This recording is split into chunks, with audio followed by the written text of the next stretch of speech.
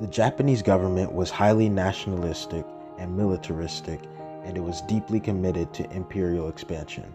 They were also against Western views and were free to express this in speeches and newspapers. The motivation of imperialism caused Japan to invade and occupy Manchuria and the French colony Indochina. Asians for Asians was the slogan used for this expansion to free Asians from Western imperialists. However, the Japanese government were cruel to its civilians, arousing local populations against them. The Japanese continued expansion, but Franklin Roosevelt was displeased with this and let it be known. This caused a surprise attack on Pearl Harbor on December 7, 1941. Incitement of anger and revenge from the U.S. was a result, and this in turn caused outright war. Great Britain, the United States, and the Soviet Union joined together in a military pact called the Grand Alliance.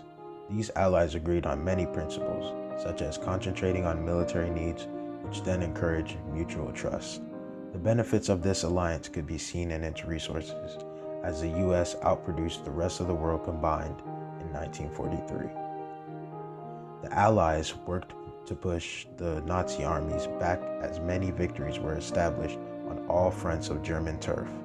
In response to such a push, however, Nazi armies seized control of both northern and central Italy, but they were on the defensive side of the war.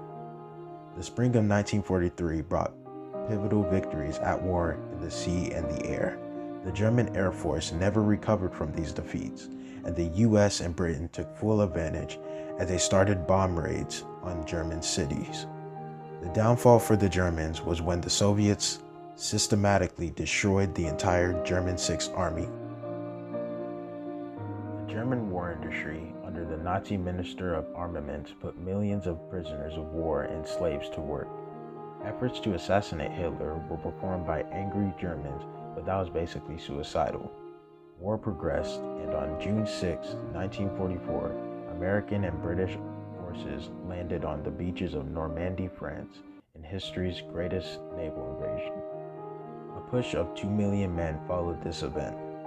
Tragically, the Warsaw Uprising, performed by the Polish underground Home Army, led to their own surrendering as Warsaw laid in ruins.